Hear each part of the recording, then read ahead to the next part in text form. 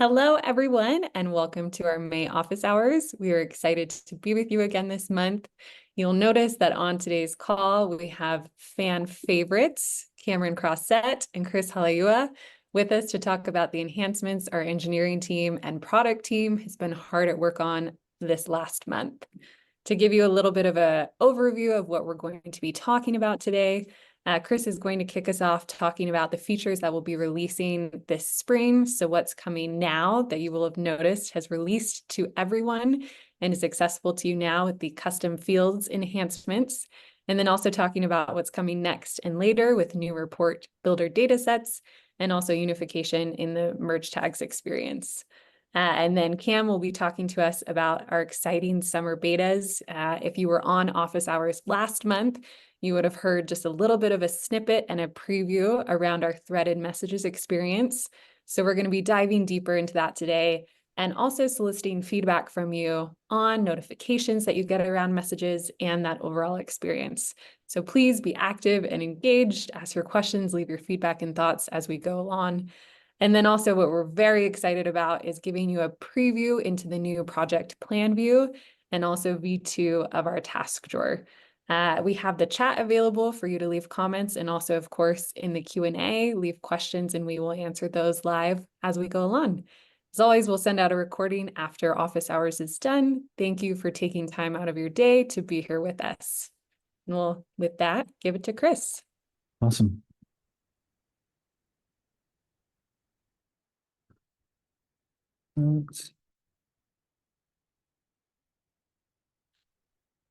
So, reviewing what was rolled out to general availability just this past Thursday evening, we now have custom fields available to everybody. You can learn more about that inside of our knowledge base and the new help article that's here. And in that, we'll take you through the whole process of how we have already migrated you. If you had values that were set up in the legacy flavor of custom fields, those are now been set with the object type of project and the data type of text. But you're now no longer limited to only creating things in that scope. You can now set an object type of task, and you can have a data type of number and date and Boolean and drop down. And so we're really excited for you to be able to use that. And to give you a little bit of a preview of what you might be skimming through in that article, there's a section down at the bottom that talks about how the final outputs of a lot of these custom fields will usually be some sort of report. And so if you have licensed our a la carte report builder add-on, when you click on reports, you can then click on the data tab. And when you click on the data tab, you can take your custom fields data sets and combine it with any other data set. So you can combine it with the projects data set, you can combine it with the tasks data set, and really all you've got to do at that point is line up the IDs, and you'll be able to segment and filter and slice your data by any custom attribute that you have defined in your custom fields. So to bounce away from the slides for just a moment, to give you a little bit of a preview of that, this is the article. And this is an example of it working live inside of one of our internal accounts.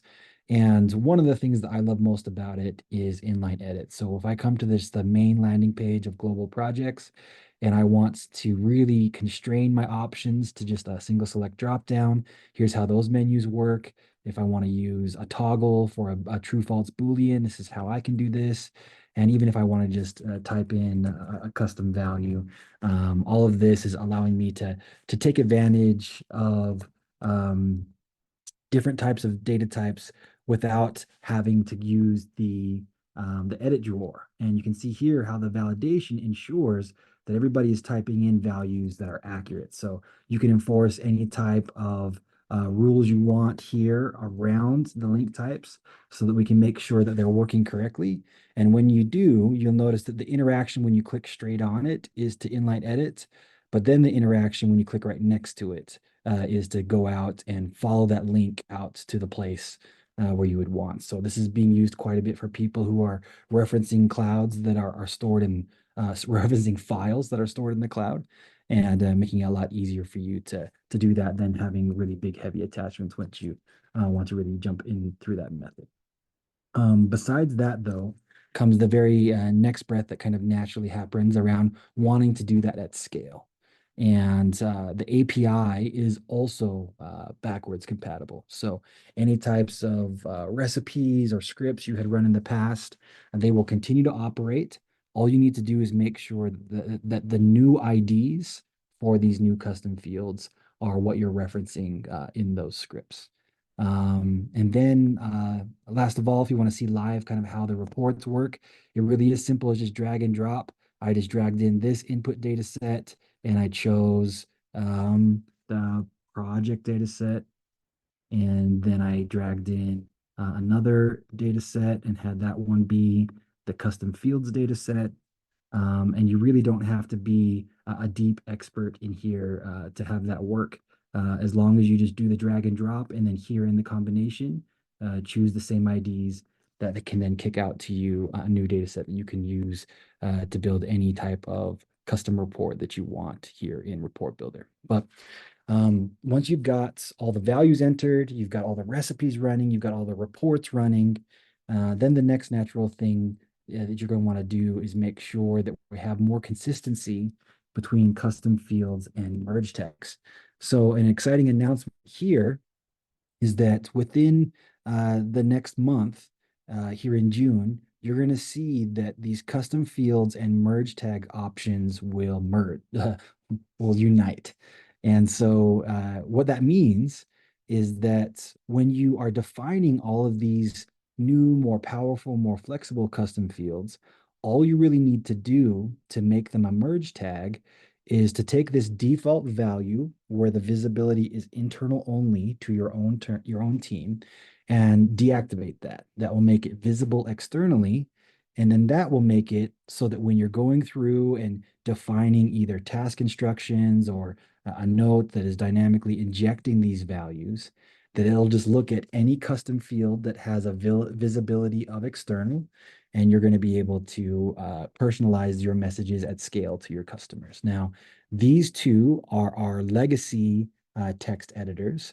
This one down below is our brand new rich text editor that's even more flexible. And one of the other cool things I'm really excited to announce is that merge tags and custom fields can now be copied and pasted across different notes, different messages, different instructions.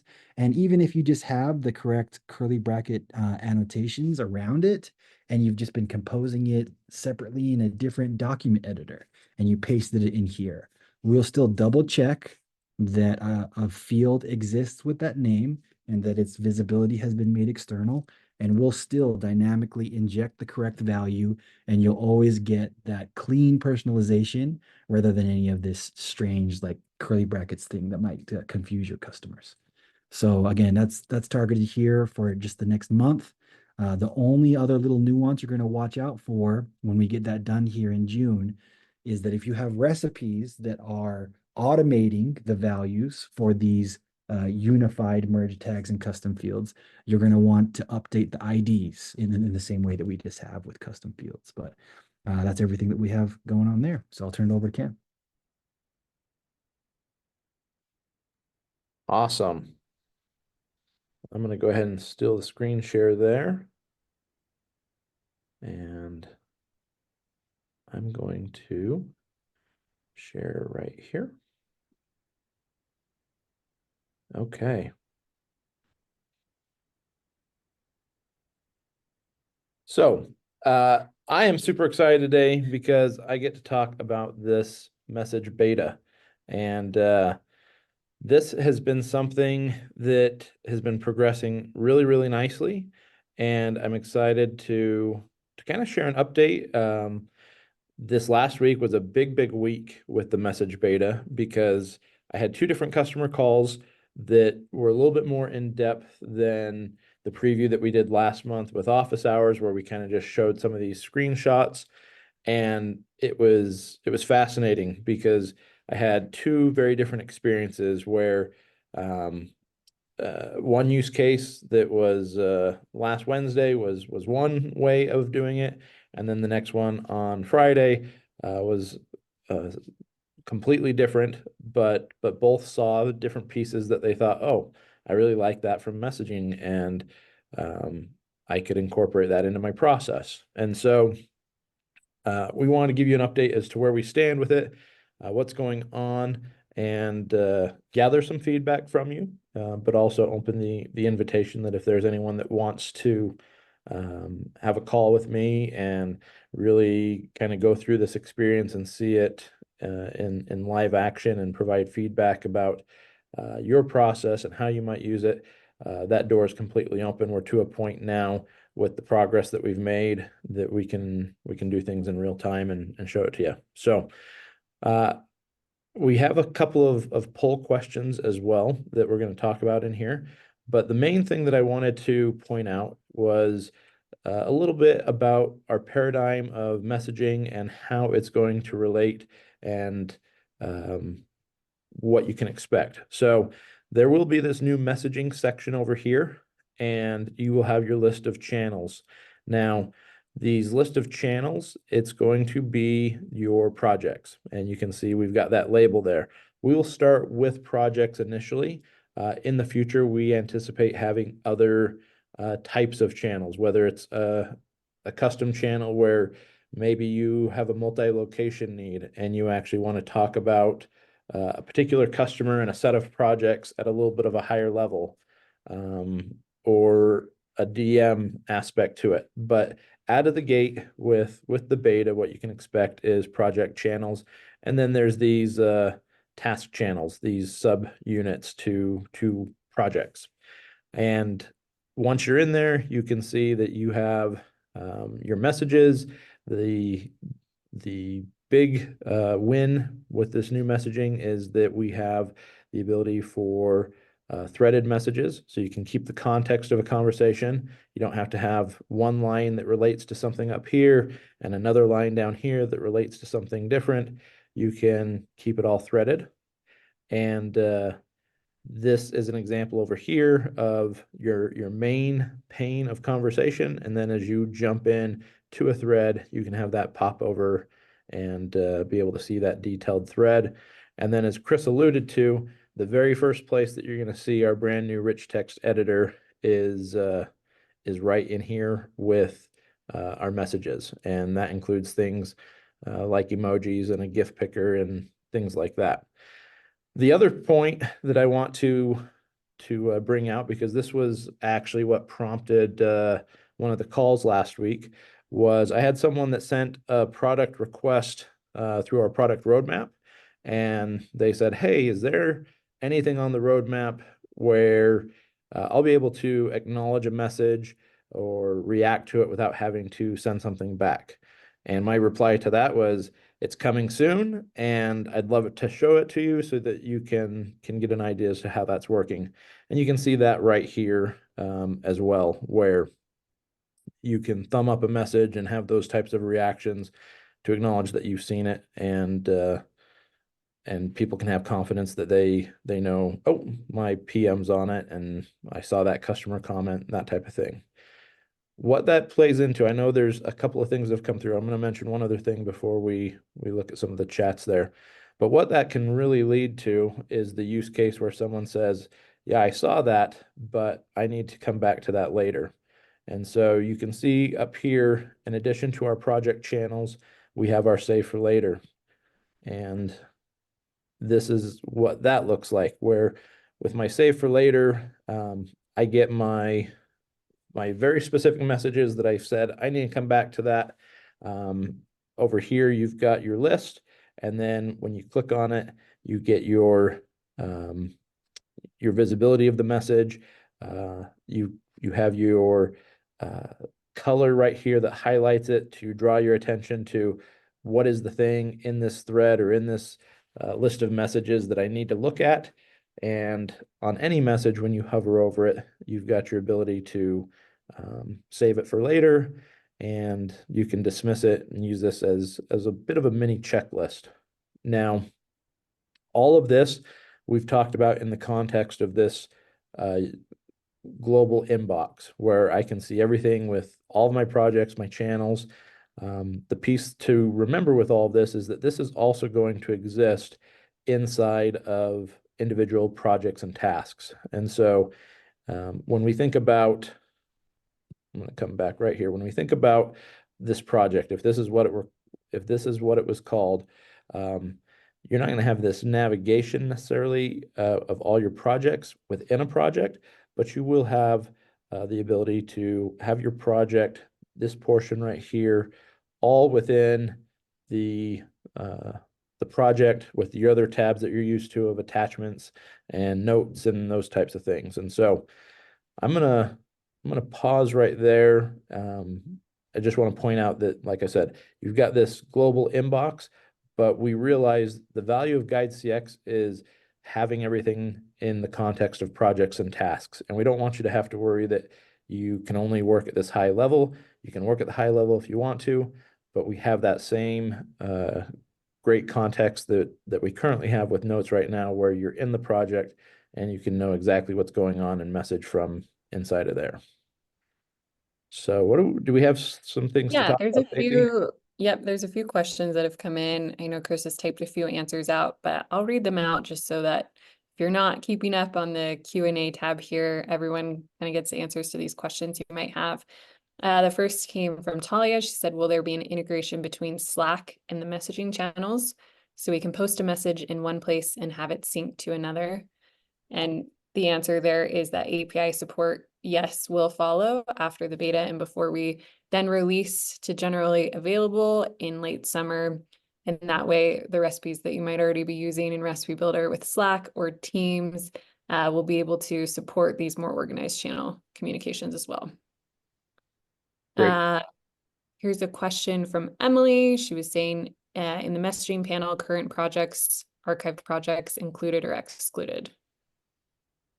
Was it archived projects? Was that the? Yes. Is that just current projects or archived projects included or excluded? That would be something where we haven't talked about that yet.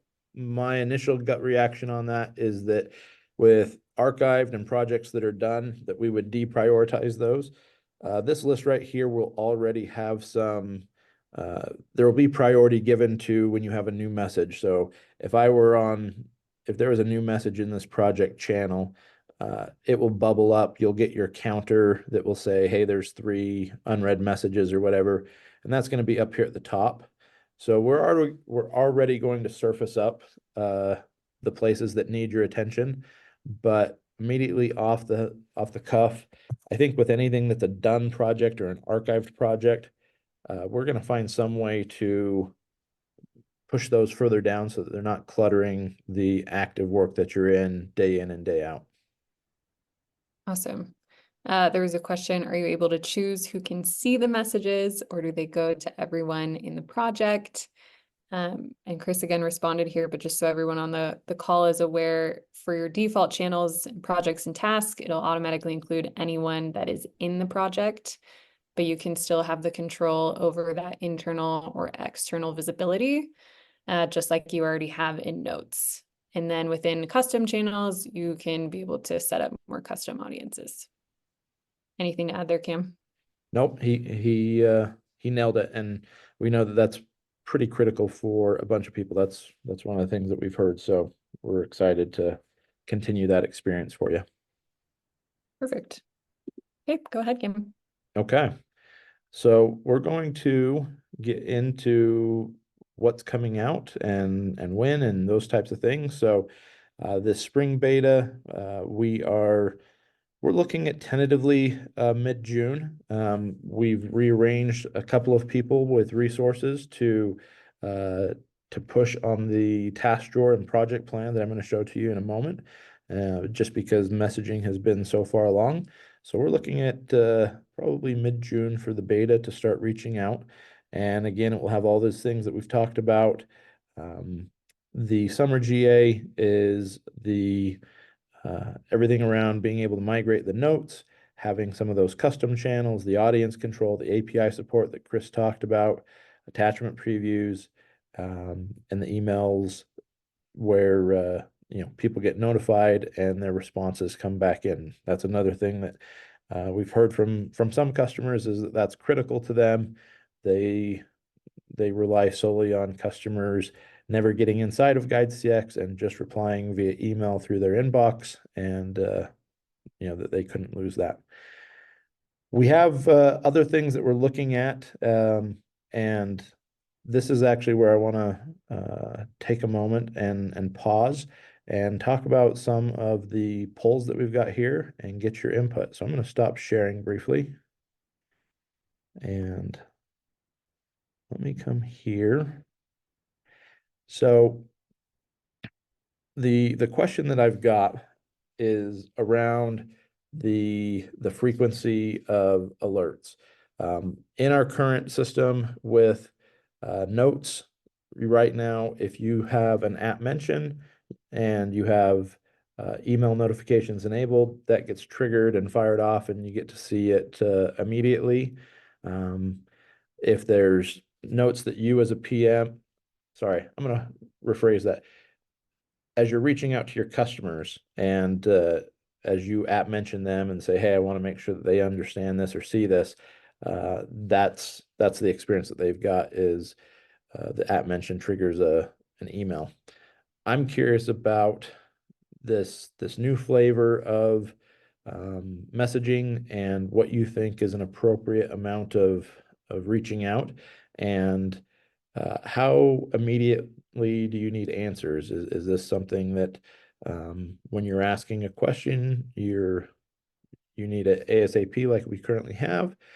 And where does that balance come out between the immediacy versus fewer emails or messages going to customers? So I'm going to go ahead and launch this poll right here.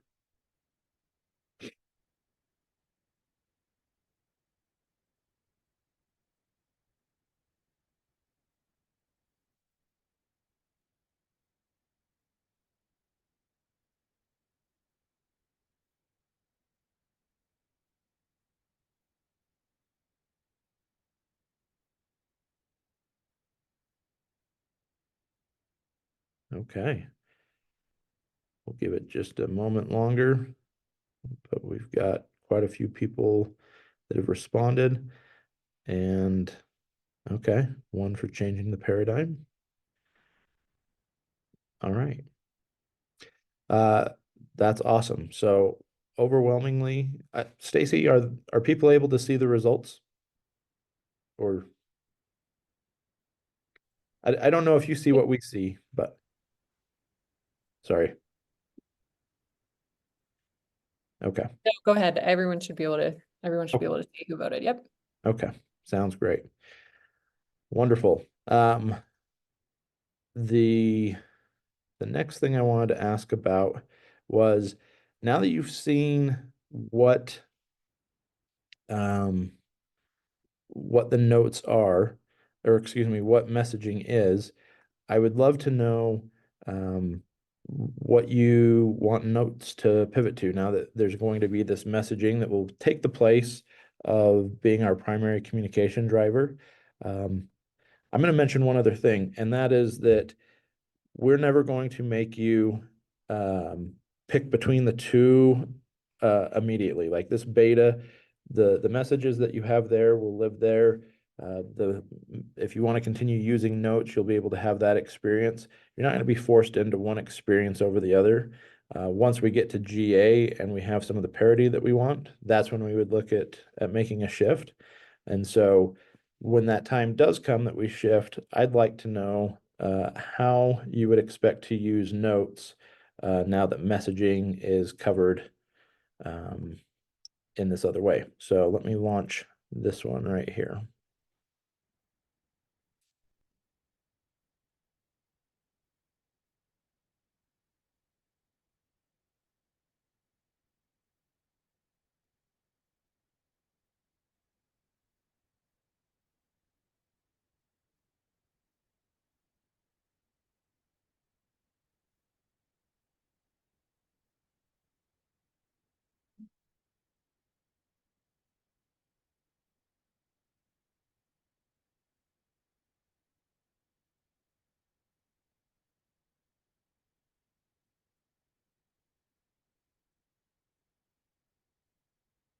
We'll give it another 15 seconds.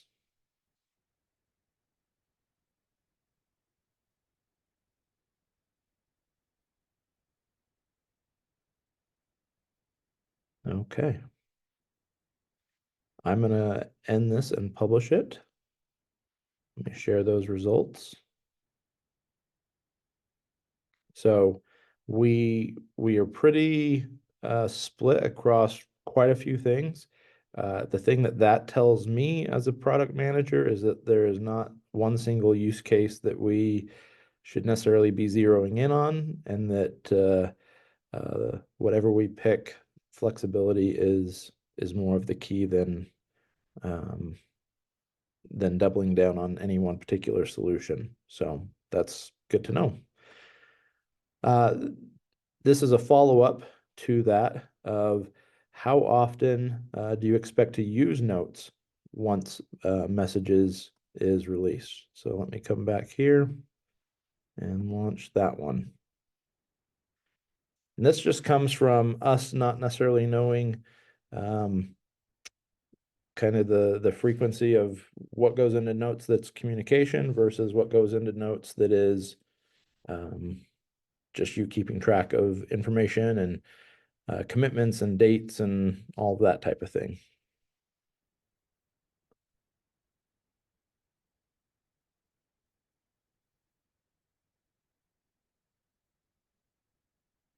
And I'll give it 5 more seconds. Okay.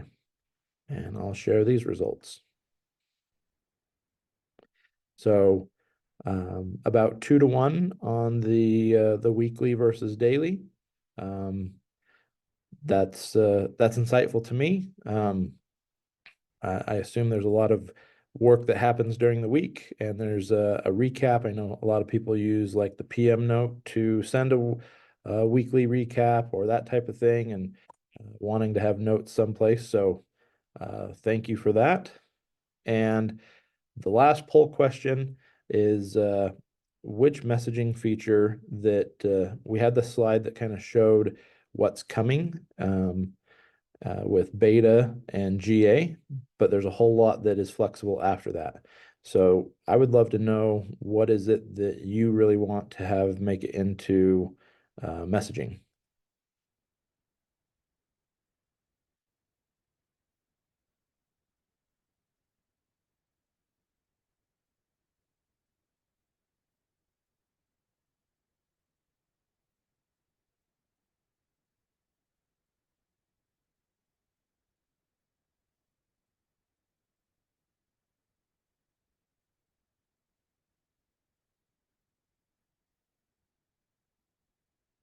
While you're typing out a few answers there, we'll make sure that there's an opportunity, like I said, for anyone that would like to meet and go over this in more of a one-on-one session and see a live demo and talk about your use case. That is my favorite thing to do as a PM, and so I will certainly make whatever time we need to make that happen. And there's an open invitation there. I'm going to leave this poll up, and I'm going to just very quickly show you one last piece here, and that is the progress that we are making on the new plan view and task drawer.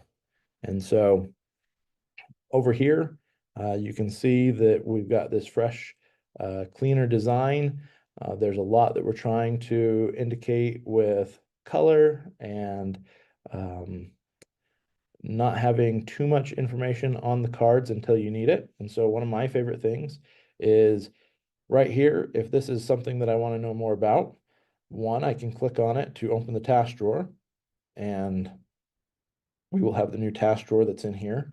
And then if, say, I want to look at a different task, we will have this background navigation so that I can actually come here and I could just click on this one. I don't have to close the task drawer. I can leave that open, and I can just click between tasks and move to whichever one I want to see. And I've got additional details as to what's going on here, but there's a lot that we want to be able to let you do inline. And so if this is one that I want to come back to, I can click on this, I can activate it, I can have some inline edit of task instructions. We're going to have the ability to work with your attachments, your notes, dependencies, to add and remove quick dependencies, all kind of right here. Our thought process is that the only thing better than a really, really fast task drawer and something that's more performant is not having to have you open the task drawer at all and being able to do as much with inline editing as you would prefer. So again, happy to talk about this and do a deeper dive. Just wanted to let you know that this is progressing, that we'll have that background navigation. And the other thing I want to point out is that as you look at this task drawer, the thing that you will not see on here is a save button. And that's because this will have autosave in place that will just keep track of everything that you're doing. So I know we're a few minutes over, Stacy. My apologies. I'm just excited to talk about both of these new betas. So I'll stop sharing and we can answer any questions that are there. There is just a comment around change can definitely be hard with that new board view. I think people are excited, but also maybe wondering about where's the information that you saw on cards previously. So can you just briefly talk to what information is still on the cards versus what is available kind of as you immediately click? Yeah, absolutely. So I'm going to go back to sharing just because it's easier to demonstrate. So the pieces right out of the gate are task name, who it's assigned to, and the due date are pieces that we feel like, okay, those should always be visible. And then we are working to have indications on here so that if there is a new attachment or if there is a new note or if there is something that needs your attention, that we surface that, but otherwise kind of trying to declutter it. However, for any of those things that you find really critical, like I said, there's this activation piece. And so one of the things that I like is the dependency aspect. And so you can see that this task, once I enable it, we used to have just a small little kind of rectangle looking thing that had a little dot on it that was red or green that would indicate whether or not a dependency has been met. We're doing some of that through our statuses here as to if it's available or not, but we also have a better visualization that this task right here of support, I know that it is dependent upon this up here. We get this bar that jumps in, lets me know until this is done, this task can't move forward. And if I come over here to this one, I can see that this one is dependent on that. So we're trying to tie these things together a little bit more to let you see that. But I'd welcome any conversation about pieces that people find really critical and want to have surfaced all the time. When it comes to the dates, one of the big things with this is as you jump into it, if you wanted to see the start date or the due date, you've got that. We pulled a little bit from the Gantt view in giving you the opportunity to change the duration of a task just in there and changing it that way. So that's something that's a little different as well. Was there more Nope, to the question, Stacy? I think that's helpful. And if anyone, like Cam said, has additional feedback on anything you feel like it's critical info that you want more surface, we would love to hear that feedback. So please reach out, and thank you for joining us today and participating in those polls. It's great to get your feedback so that we can actually build a product that meets your needs even better. So thank you all for joining. We will talk to you next month, and look out for a message from me with the recording of this month's office hours. See you later. Bye. Thanks, everybody.